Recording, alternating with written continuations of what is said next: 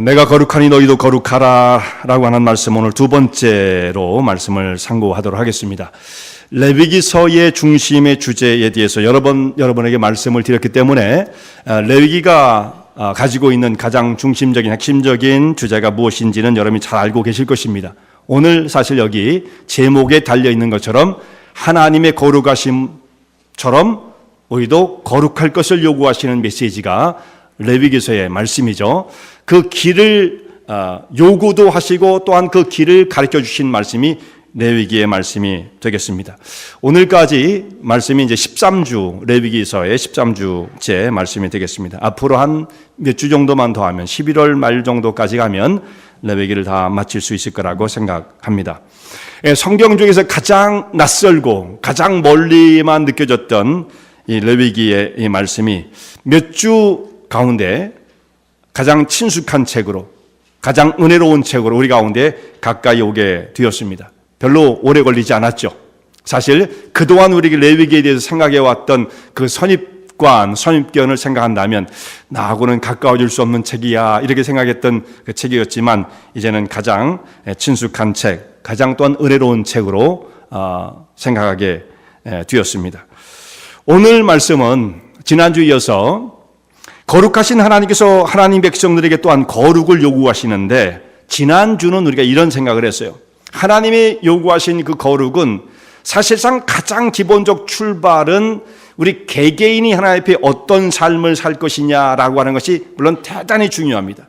지난주에는 부모 공경과 안식일 준수에 대해서 말씀을 우리가 상고했죠. 그것이 사람이 하나님 앞에 거룩을 유지하며 살기 위해서는 기본적인 것들이에요. 그게 율법으로 딱딱한 것으로 이런 말씀이 아니었고, 우리가 하나님 앞에 거룩한 백성으로 부름을 받았을 때 그것을 지키고 유지하는 것, 거룩은 거룩하게 되어지는 것은 하나님의 은총이지만 또 그것을 지켜나가는 것은 우리의 응답이란 말씀이에요. 그래서 부모 공경과 안식일 준수는 대단히 중요한 문제였습니다. 그런데 그것은 개인적인 범주에 속할 수가 있는 거예요. 개인적인 범주. 물론 개인적인 영적인 노력, 경건에 대한 노력이 대단히 중요하죠. 그런데 우리의 거룩은 개인적인 노력만 갖고 다 지켜지는 것은 아닙니다. 우리가 어떤 공동체에, 사회 속에 속해 있기 때문에 그가 속해 있는 공동체와 사회, 혹은 더 큰 범위로 말하면 국가, 이 차원에서 우리의 거룩이 함께 지켜지지 않으면 자기의 거룩을 지킨다는 것이 어렵다라는 것이, 거의 어떻게 보면 불가능하다는 거예요. 그래서 오늘 말씀은 다른 공동체, 우리 주변에 있는 다른 사람들과 연결되어 있는 이 거룩을 어떻게 지켜나갈 것인가 라는 말씀입니다. 공동체가 거룩하게 지켜지기 위해서 지켜야 할 말씀, 그것이 오늘 우리가 읽은 말씀 가운데 드러나 있습니다. 오늘 짧은 본문의 말씀을 읽었지만 그 안에 많은 명령이 나와요. 그 명령들을 다 세밀하게 살펴볼 수는 없고 그 중에 몇 가지 대표적인 것만 말씀을 상고하도록 하겠습니다. 첫 번째 나오는 것이 공정한 재판에 대해서 말씀을 하십니다. 공정한 재판. 우리가 읽었던 성경 본문에 가장 먼저 나오는 말씀이죠. 재판의 공정성이 지켜져야 한다는 말씀이에요. 만약에 이것이 지켜지지 않고 한쪽으로 재판이 기울어지게 되어지면 그 사회를 여러분 한번 생각해 보세요. 얼마나 혼란스럽겠는가. 정말 생각해보면 끔찍한 거예요. 불법이 난무하고 나는 아무런 잘못도 하지 않았는데 억울한 두 명을 뒤집어 씌우고 나를 법정으로 끌어가더니 판결을 내려서 형을 때린다. 어떤 사람은 그것 때문에 몇 년 구류를 살 수도 있고 어떤 사람은 심지어 사형 판결을 당했다. 세상에 이런 일이 생긴다면 그 사회 속에 살 수가 있겠습니까? 끔찍한 일이죠. 정말 그것이 나에게 이런 일이 닥친다면 한다면 얼마나 정말 두려운 일이겠어요. 또 반대로 어떤 사람은 너무너무 끔찍한 일을 저질렀어요. 그럼에도 불구하고 자기가 갖고 있는 지위와 혹은 재판장과의 개인적인 어떤 연결 때문에 아무런 죄도 당하지 않고 태연하게 또 세상에 있는 삶을 살아간다. 그런 사회가 되어진다고 한다면 질서가 다 깨어지고 마는 거죠. 그 혼돈된 세상 속에 우리가 속해 있다고 한다면 누가 그걸 법을 지키려고 할 것이며 믿음으로 산다는 것이 얼마나 어렵겠어요. 야, 법을 지키고 믿음대로 살면 다 손해보는 거야. 이런 마음이 우리 속에 들어오기 시작하면 믿음을 지킨다는 것이 거의 정말 힘들어지는 것이죠. 그래서 이 공동체의 이 질서는 대단히 중요한 것입니다. 그래서 재판이 공정하기 위해서는 가난하다고 해서 그 편을 들어줘서도 안 된다. 동정하는 마음을 가지고 무조건 가난한 사람 편에 들어서도 안 되는 것이고, 또 세력 있는 사람이라고 해서 그 사람을 두호하지도 말라. 이렇게 말씀을 하고 있어요. 두호라는 말은 우리 개역개정 성경에 보면 두둔하지 말아라, 이렇게 번역이 되어 있습니다. 그 사람에게 이 안어를 더 주지 말아라, 리스펙트를 더 주지 말아라. 재판장에서는 모든 사람이 다 공평해야 한다라는 말씀이에요. 재판이 공정하게 되어지는 기준을 말씀하실 때, 가난한 사람들은 사실상 현실적으로 말하면 가난한 사람들이 조금 재판장에 가면 동정을 얻게 되어지는 것은 사실이에요. 사실 그렇거든요. 근데 성경에서는 가난하다고 해서 그 사람을 동정적으로만 보지 말고 모든 사람을 공평하게 대하라. 이것이 성경의 정신이에요. 만약에 동정적인 마음을 가지고 재판관이 그를 바라보기 시작하면 이미 끼로진 상태로 재판은 시작되어지는 것이죠. 그래서 가난한 사람과 혹시 또 다른 상대방이 부한 사람이었다고 한다면 재판장은 나는 가난한 사람에게 무조건 더 그 사람을 좀 두둔하고 싶어, 나는 그 사람의 편이 되고 싶어, 이런 마음을 가지면 뭐 재판 하나마나 결국은 그렇게 기울어지고 말 것입니다. 그래서 그 사람을 더 동정하는 마음만 가지고 봐서도 안 된다. 객관적으로 봐야 한다는 말씀이고요. 또 부한 사람에 따라 좀 달라요. 재판관에 따라서 어떤 사람은 나는 세상에 물질 좀 있고 지위가 있는 사람, 난 그런 사람이 더 좋아. 또 이런 마음을 가지고 그 사람이 기울어지면 부하다는 그 지위 때문에 유리한 지점을 가지고 또 재판에 임하겠죠. 근데 그것도 안 된다라는 말씀이에요. 성경은 이렇게 양쪽 다 치우쳐서는 안 된다는 것을 말씀하고 있습니다. 근데 지금 세상의 법정은 어떨까요? 공의와 공평이 시행되고 있는 세상일까? 사실 이건 굉장히 어려운 문제예요. 왜냐하면 결국은 재판관은 사람입니다. 사람은 완전히 퓨어로 만들 수는 없어요. 내가 아무런 생각도 가지지 않고 모든 정치적인 성향, 어떤 이념 이런 것들을 전혀 따지지 않고 나는 완전히 중간에 서 있는 사람이다. 이런 사람이 세상에 있을까요? 그런 사람 참 없죠. 어려운 거예요. 어려운 거. 그래서 결국은 사람이 재판을 하고 그 판결을 내려야 되기 때문에 공평의 자리에 서 있다는 것은 대단히 어려운 것이고, 실제적인 사례를 보면 어떤 것이 판결에 영향을 주냐면 심지어 사람의 외모도 판결에 많은 영향을 준다는 거예요. 그래서 피고로 끌려온 사람이, 재판을 받고 있는 사람이 깨끗한 이미지를 갖고 있고 또 선한 이미지를 갖고 있고 옷도 좀 깨끗하게 입고 뭐 죄수복을 입지 않은 상태였다고 한다면 옷도 깨끗하게 입고 외모가 주는 그 이미지가 깨끗하고 선해 보이는 사람에게는 분명히 죄가 가볍게 간다는 거예요. 심지어는 무죄까지 갈 수 있다는 거죠. 그것은 재판관만 그런 것이 아니고 그 배심원 재판, 조리 재판을 해도 마찬가지라는 것입니다. 그 이미지가 주는 게 있어요. 근데 좀 인상이 험악하고 좀 무시무시해 보이는 사람도 있잖아요. 그런 사람들이면 재판관도 분명히 그 사람에게 저 사람 분명히 죄를 저질렀을 거야. 아니 죄도 좀 죄질이 나쁠 거야. 이런 선입관을 갖게 된다는 거죠. 결국 판결이 그런 것 때문에 달라질 수 있다. 이것은 여러 가지 통계로 말이 되어지고 있는 것입니다. 그렇기 때문에 이 세상에서 이 재판이 공정하게 되어진다는 것은 참 어려운 일이지만, 그렇기 때문에 그 자리에 서 있는 사람들은 자주 자신을 돌이켜 봐야 합니다. 물론 이제 오늘 이 말씀은 우리 개개인에게, 우리가 재판장은 아니기 때문에 그것을 적용하기는 참 쉽지 않습니다만, 우리에게 이 말씀을 의미적으로 적용을 한다면 이런 거예요. 우리가 다른 사람들은 어떤 시각을 가지고 바라보는가? 다 나름대로 다른 사람들, 우리 주변에 있는 사람들을 바라볼 때 선입견을 가지고 사람을 바라봅니다. 난 이런 스타일의 사람이 좋아. 난 이런 부류의 사람이 좋아. 그래서 다른 사람들을 대할 때 차별을 두게 되어지면 문제가 심각해지는 거예요. 하나님의 교회에 그런 모습에 있어서 페이브리티즘이라고 그러죠. 누군가를 더 좋아하고 어떤 사람은 무시하고 이런 마음이 생긴다고 한다면 교회가 하나로 공동체를 형성해서 거룩을 유지하는 일에 큰 장애가 되어지는 것이죠. 어떤 그야말로 여기는 차별이 없어야 합니다. 부한 자든 가난한 자든 세상에서 또 무슨 죄를 저질렀든 교회에 그 사람이 일단 하나님의 긍휼과 은혜 가운데 나오기만 한다면 우리는 인내의 마음을 가지고 그 사람들을 마음을 열어서 쉴 수 있는 공간을 마련해 주는 것이 우리가 해야 할 일이라는 말씀이죠. 물론 지난주에도 그런 말씀을 드렸지만 혹시 그 사람이 갖고 있는 죄악이 공동체를 오염시키게 해서는 안 돼요. 이런 어떤 비중을 우리가 그 비례를 잘 맞춘다는 것 대단히 중요한 문제고요.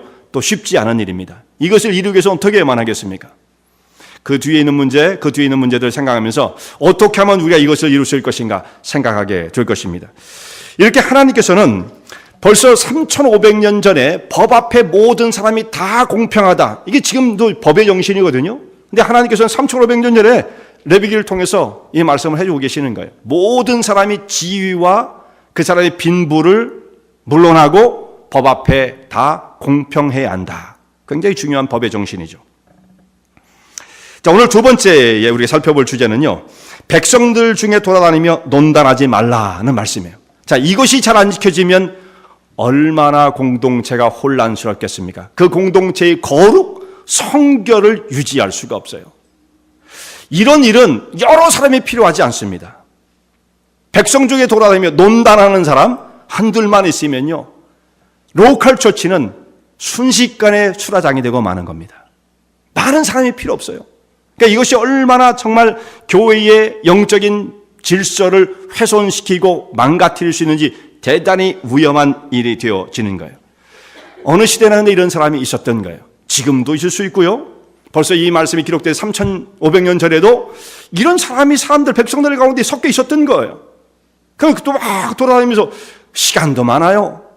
돌아다니면서 그거 힘들 텐데 이 사람도 만나고 저 사람도 만나고 이 얘기 저 얘기를 하면서 비방을 하고 선동을 하면 어떻게 되느냐?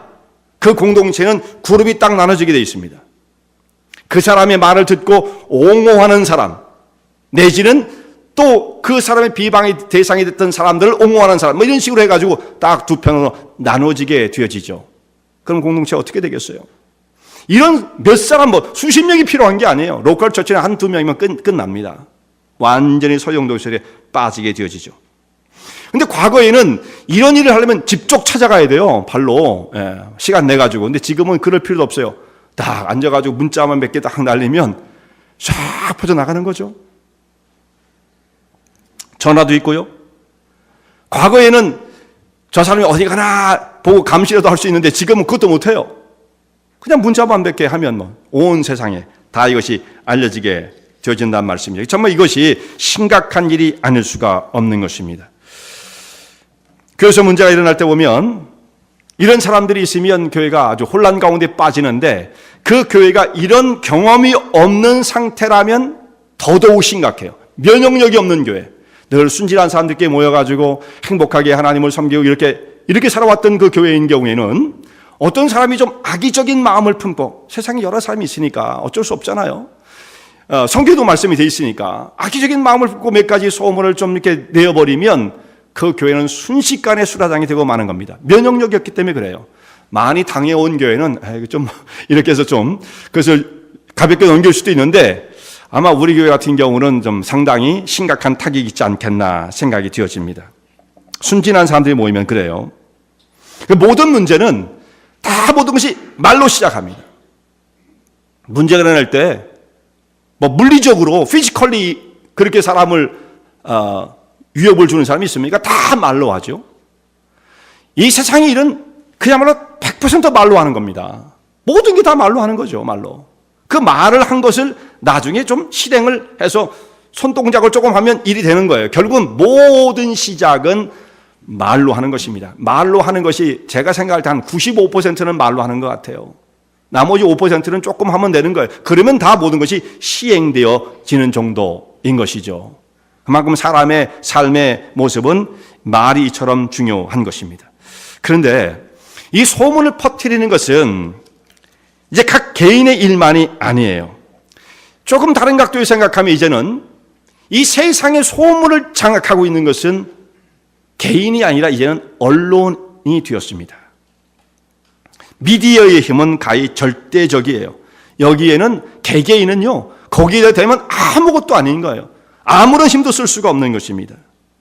그래서 멀쩡한 사람, 정상적인 사람도 미디어가 한번 그 사람을 타겟으로 해서 그 사람을 무너뜨리려고 하는 마음을 가졌다고 한다면 무너지는 겁니다. 무서운 시대죠. 악의적으로 보도를 하면 그 사람은 세상에 사회에 발을 붙이고 살 수 없는 지경에 내몰리게 되어지고, 지금도 우리가 그런 모습들을 많이 들어왔죠. 인터넷에 누가 모습을 올렸더니 그 소문을 듣고 견딜 수 없어서 자살을 했다. 이런 사람들이 질비하게 있는 거예요. 견딜 수가 없는 거죠. 그래서 만약에 언론이 비틀어져서 이 잘못되어진 정보, 잘못되어진 그 뉴스들을 쏟아내게 되어지면 완전히 사회 전체가 혼란에 빠지게 되어집니다. 그런데 지금 그런 일들이 벌어지고 있는 거예요.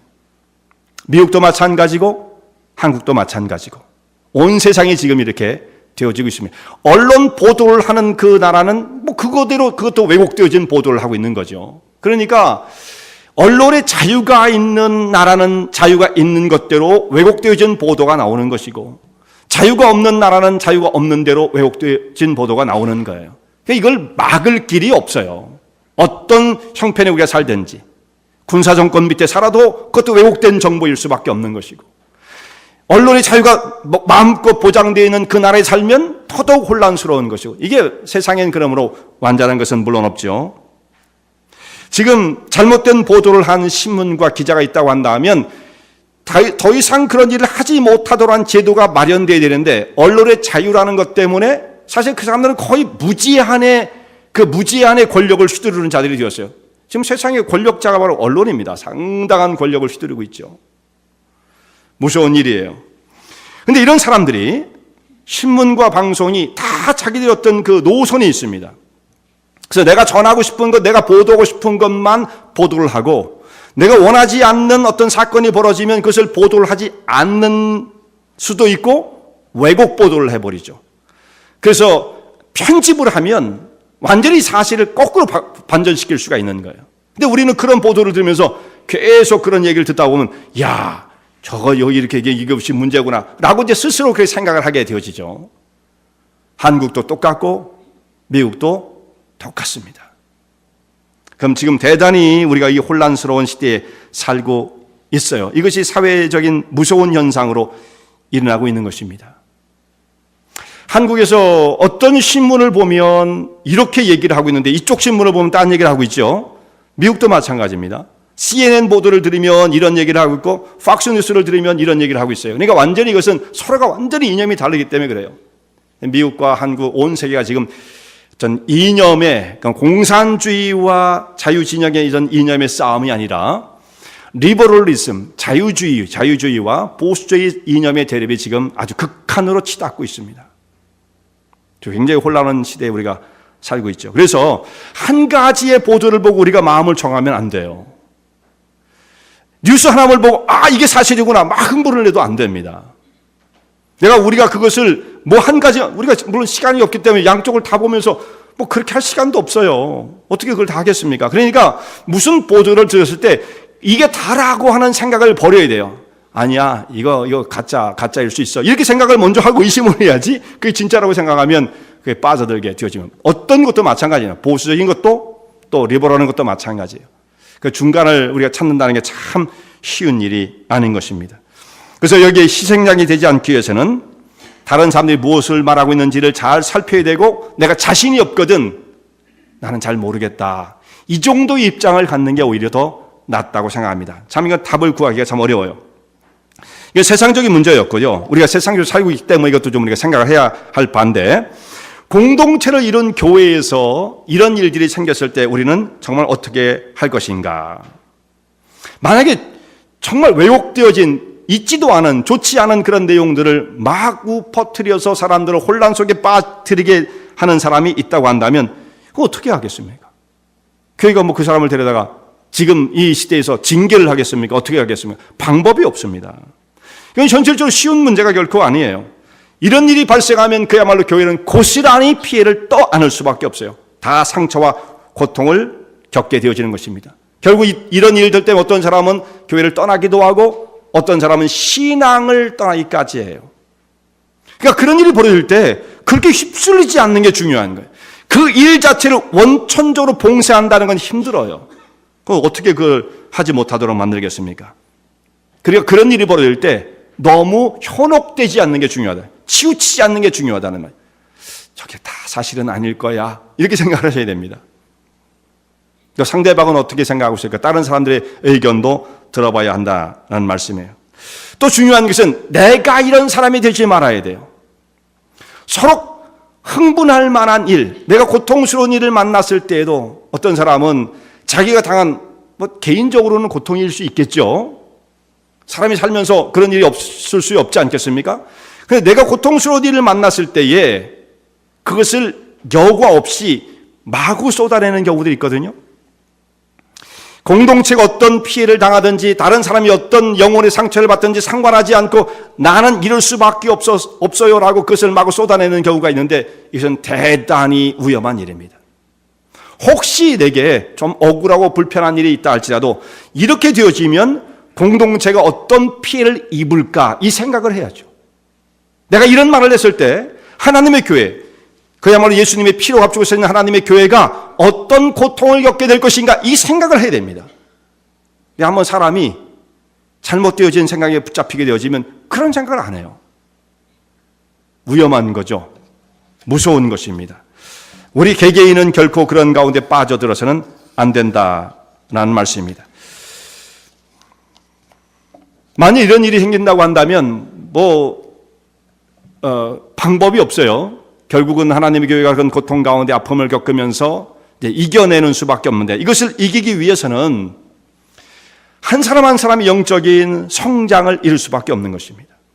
우리가 하나님의 진리의 말씀 가운데 영적인 뿌리를 깊이 내리고 든든하게 서 있는 사람이라고 한다면 그렇게 쉽게 휩쓸리지는 않아요. 근데 이것이 기초가 없이 그냥 공중에 떠 있는 것처럼 되어진 사람들은 무슨 말을 들으면 너무나 심하게 요동을 칠 수밖에 없는 것입니다. 그러므로 내가 개인적으로 피해를 당하지 않고 하나님의 교회를 지키기 위해서는 각 개인들이 영적인 성숙한 분별력을 가지고 있어야 하는 것입니다. 어떤 사람은 그야말로 하나님 말씀을 듣고 그 말씀 가운데 생활하면서 한 가지를 들으면 10가지 이치가 쫙 이렇게 배열이 되는 사람이 있어요. 아, 이것은 이거고 순서대로 이렇게 되겠구나. 그 이치를 차곡차곡 깨닫는 분이 있어요. 그 영적으로 지혜로운 분이죠. 그럼 대화를 하면 그런 사람하고는 수월하게 대화가 되는 거예요. 근데 어떤 사람은 10개를 가르쳐도 하나도 잘 깨우치지 못하는 사람들이 있는 겁니다. 그 왜 그럴까요? 왜 그럴까요? 나는 공부를 잘 못해서 그래요? 그런 게 아니에요. 이것은요. 그만큼 그 사람의 심령이 열려 있느냐의 문제입니다. 자기의 것을 가지고 똘똘 뭉친 사람들은 정말 10개를 가르쳐도 하나도 깨우치지 못하는 거예요. 그러나 하나님 앞에서 심령이 열려 있고 겸손한 마음을 가지고 주의 말씀 속에 뿌리를 내리기 시작하면 그 사람은 하나를 들면 10개를 깨우칠 수 있는 지혜를 얻게 되어지는 거예요. 이것이 바로 영적인 분별력이요 성숙함으로 나간 길이 되어지는 것입니다. 혹시 여러분 아직까지는 그런 일이 없었다 손치더라도 앞으로 무슨 일이 벌어질지 우리가 어찌 알겠습니까? 대비를 해야죠. 만약에 그런 일이 생겼을 때 나는 치우치지 말아야겠다. 이 생각을 여러분 갖고 계셔야 됩니다. 자, 마지막 주제 하나가 이제 오늘 사실상 이 마지막 주제가 메인 주제예요. 내 이웃의 잘못을 반드시 책선하라라고 하는 말씀입니다. 책선하라. 책선이란 말은요, 책망하여 바로잡으라 그런 뜻이에요. 이 책선이란 말을 원어 성경에 어떻게 되어 있냐? 여기 보면 우리는 반드시 책선하라 이렇게 되어 있는데 원어 성경에 보면 이 책선이 2번 나옵니다. 책선을 하고 꼭 책선을 해야 돼. 이 뜻입니다. 꼭 책선을 해라. 2번 나와요.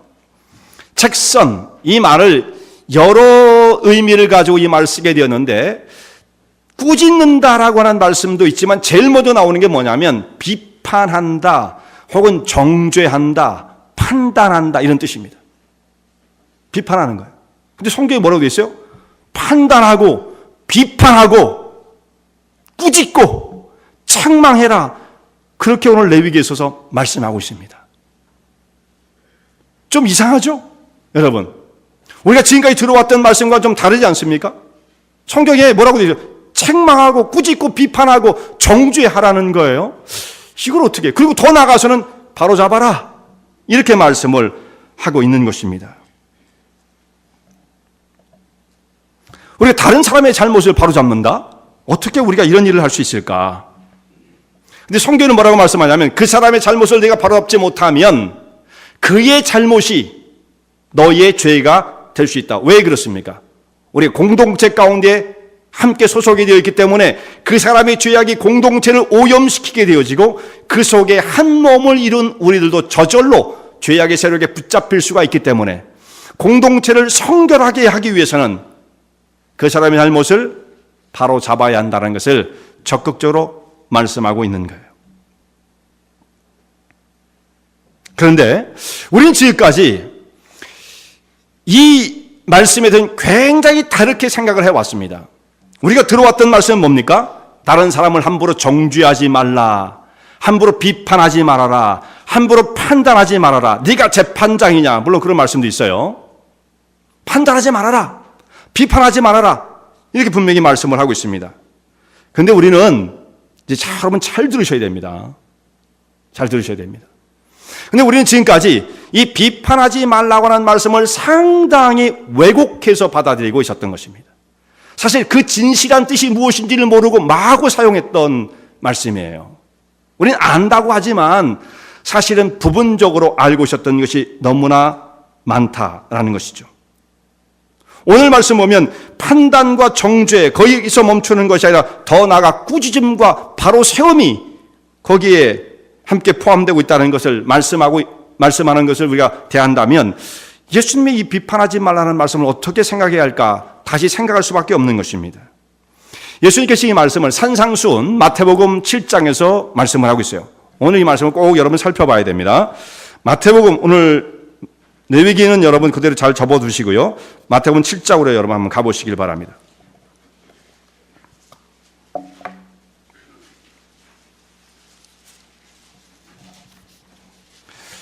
마태복음 신약성경 첫 번째 창에 찾기 쉽죠? 자, 7장 1절부터 말씀이 나와요. 비판을 받지 아니하거든 비판하지 말라. 너희의 비판하는 그 비판으로 너희가 비판을 받을 것이요 너희의 헤아리는 그 헤아림으로 너희가 헤아림을 받을 것이니라. 이렇게 말씀을 하고 있습니다. 그러니까 비판하지 말아야죠. 우리가 비판을 안 받으려면 비판하지 말아야 돼. 헤아림을 당하지 않으려면 헤아리지 말아야 된다. 그런 말씀이에요. 그런데 여러분 예수님께서 정말 그런 뜻으로 말씀하셨을까요? 자, 생각해 보세요. 내가 누구도 비판하지 않았어요. 그 사람이 입을 딱 다물고 누구도 비판하지 않았어요.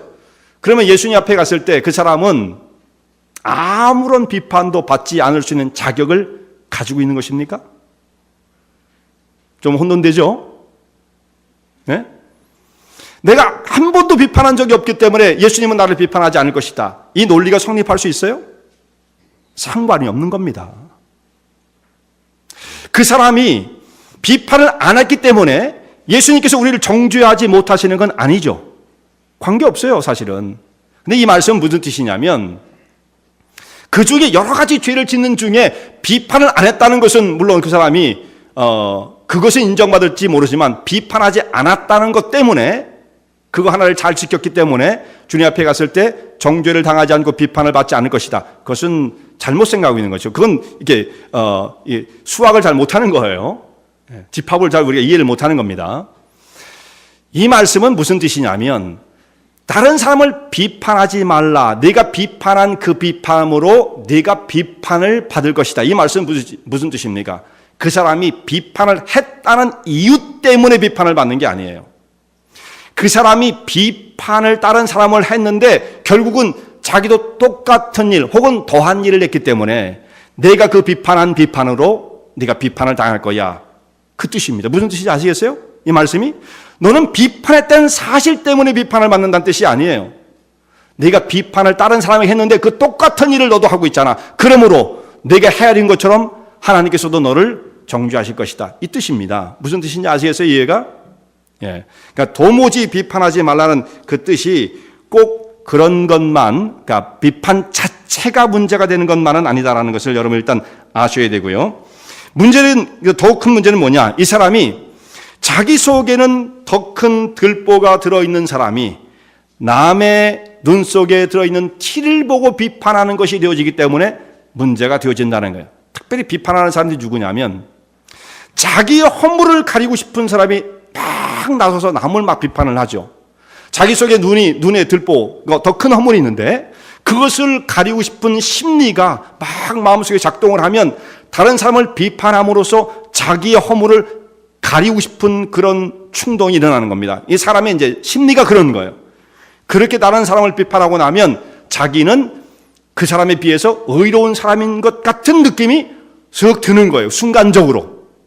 그것을 얻기 위해서 다른 사람을 비판을 하게 되어지는 것이죠. 그런데 예수님께서는 그러므로 비판하지 말아라 이것으로 끝난 것이 아니에요.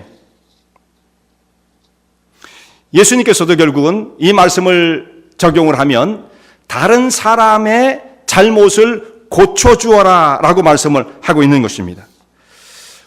여기 보면 5절 말씀을 여러분 보십시오. 5절 말씀.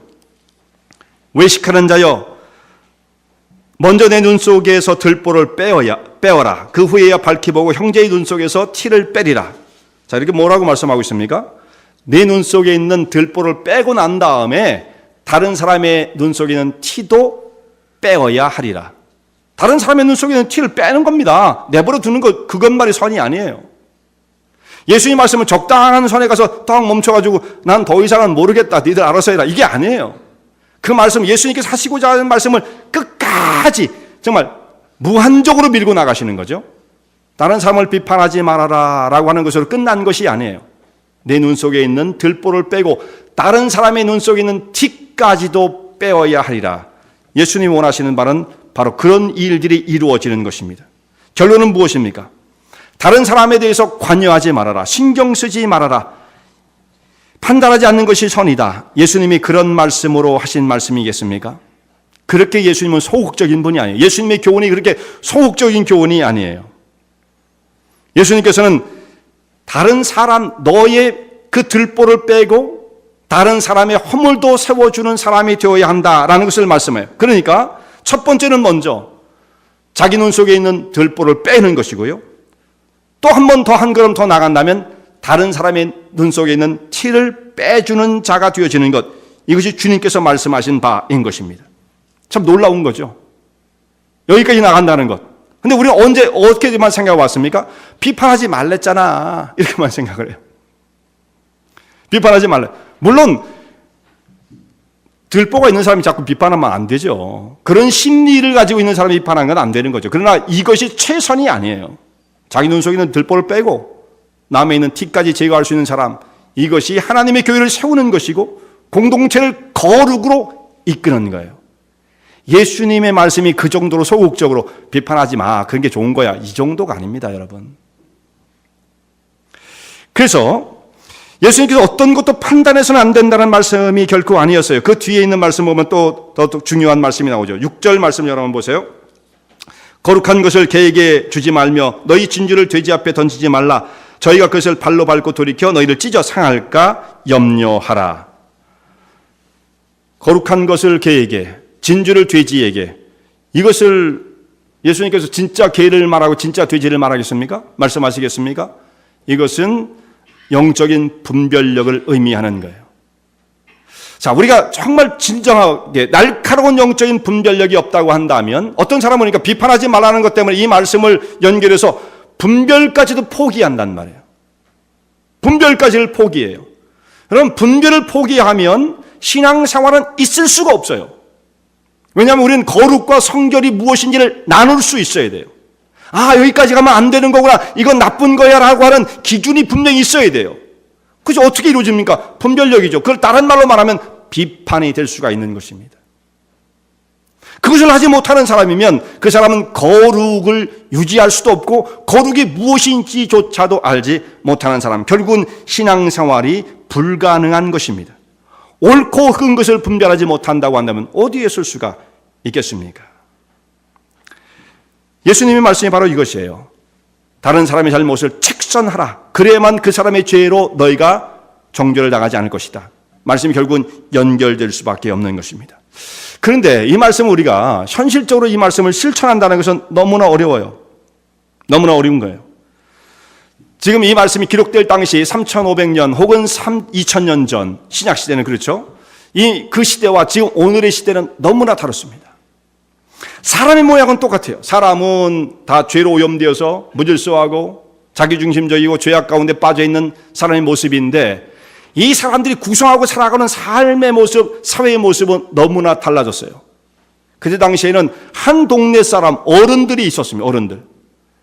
그 사람들이 그리고 한 동네에 태어나면 다른데 그야말로 일평생 거기서 나서 죽는 것이지 다른 데 가서 뭐 살고 그런 법이 없어요. 거의. 그러니까 대부분 어른들의 어떤 질서 속에서 그렇게 타림을 받으며 살아왔던 그런 사회적 제도가 있었어요. 근데 오늘날은 어떻습니까? 누가 어떤 사람이 젊은 사람을 데려다 놓고 야단을 친다 그러면 그걸 공손히 받을 사람이 어디 있겠어요, 지금? 지금은 오히려 어떤 시대냐면 권위를 부정하는 것이 미덕이 되어지는 시대가 되어버리고 말았어요. 정말 무서운 시대를 만났습니다. 기존의 모든 질서를 무너뜨리는 사람이 개혁적이고 마치 진보적인 것처럼, 진보라는 말은 뭐 썩 좋은 말이 아닐 수도 있겠습니다만 그런 것처럼 받아들이는 시대를 우리가 만났어요. 권위는 부정의 대상, 도전의 대상이 되어지는 시대에 지금 우리가 살고 있어요. 그러니까 성경적인 전통적인 그 진리의 가르침들이 도전당하는 시대를 우리가 살고 있는 것입니다. 그러니까 젊은 아이들, 젊은 사람들 데려다 놓고 야단을 치면 듣겠어요? 저희가 어렸을 때 자랄 때만 해도 어른들이 뭐라고 하면 꼼짝을 못하고 아유 죄송합니다 잘못했어요 이러지만 요즘 아이들은 그렇게 하면 집에 가서 혼납니다. 넌 바보같이 말이야 이렇게 얘기를 들으니까. 그런 시대를 만난 거예요. 자, 여기서 그러므로 우리가 어떻게 이 말씀을 바로 문자적으로 적용할 수 있겠는가? 참으로 어려운 문제인 것입니다. 우리 교회에서 만약에 이런 일이 있다고 한다면 누군가 정말 이 말씀처럼 책선하라. 예수님 말씀처럼 내 들보를 빼고 다른 사람의 티를 빼어주어라. 이 말씀이 실행되어야 정상적인 교회인 것입니다. 그렇게 되어지길 바랍니다. 그런데 이것이 현실화되어지는 과정에서 문제를 낳을 수가 있겠죠. 어떤 사람을 데려다가 만약에 어떤 장로님이 막 책망을 했어요. 그렇게 하면 안 되지. 그러면 그 사람들이 어떻게 받아들이겠습니까? 젊은 사람들이라든지 뭐 하여튼 여기에 좀 반발하는 사람이 있다고 한다면 그 마음속에 어떤 일이 벌어지겠어요? 아, 이 교회밖에 없어. 이런 생각이 들겠죠. 그렇게 하나님이 세우신 교회에 대한 권위와 그 의미를 그렇게 약소시키고 축소시키는 사람들은 신앙의 진리 위에 서 있지 않은 것입니다. 무교회주의, 신앙이 없습니다라고 하는 걸 공표하는 거예요. 나는 신앙이 없어요. 난 내 멋대로 살 거예요. 교회 필요 없어요 하는 사람. 그건 자기 혼자 신앙이 아니죠. 있을 수가 없습니다. 지금은 자유가 너무나 무제한적으로 주어져서 하나님을 섬기는 그 일조차도 무질서 가운데 빠져지는 이런 시대를 만났습니다. 그럴 때일수록 우리는 이 말씀을 정말 잘 깊이 새겨들어야만 하겠습니다. 이 일을 이루기 위해서는 다른 방법은 없어요. 온 성도들이 한 사람 한 사람 영적으로 성숙을 이루어가는 수밖에 없는 것입니다. 두려움과 떨림으로 하나님의 말씀 가운데 영적인 깊은 뿌리를 내리고 주님만을 바라보는 정말 진실한 신앙으로 성장해 가야만 합니다. 그런 분들이 어떤 일을 만났을 때 다른 사람을 정말 영적인 권위를 가지고 신앙의 덕을 세우는 분들이 아무나 그렇게 한다고 다 받아들이지는 않을 거예요. 그런 분들이 교회에 정말 계셔야 돼요.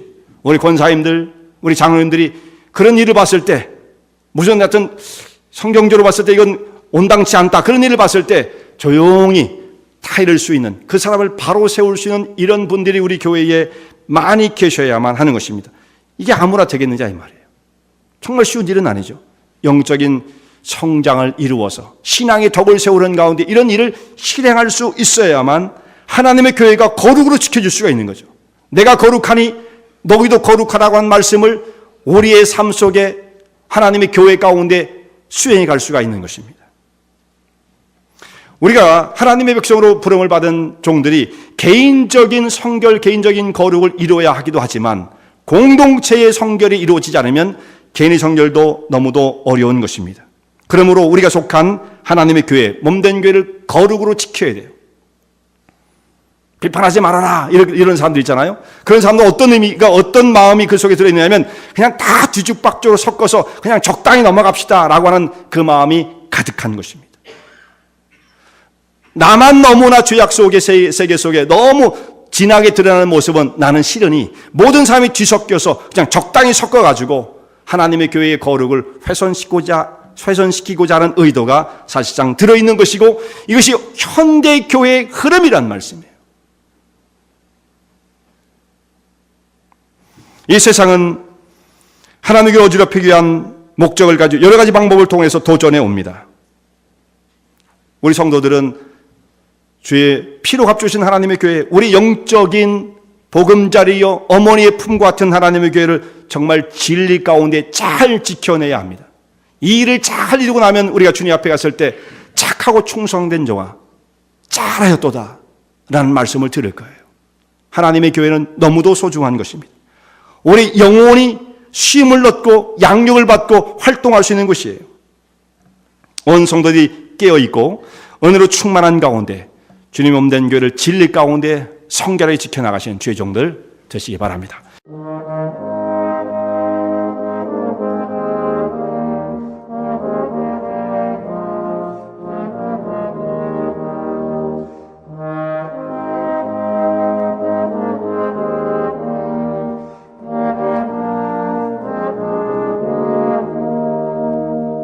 이 설교 말씀을 듣고 신앙 상담을 원하시는 분들은 847-962-4412번으로 전화 주시기 바라며 은혜와 진리 장로교회는 230 US 하이웨이 45번 인디언 크릭 일리노이 60061에 위치하고 있습니다. 주일 1부 예배가 아침 8시, 2부 예배가 11시에 있으며 새벽 기도가 매주 화요일부터 토요일까지 오전 6시에 있습니다. 그리고 금요 성경 공부가 저녁 8시에 있습니다. 하나님의 은혜와 은총이 항상 여러분과 함께 하시길 바랍니다.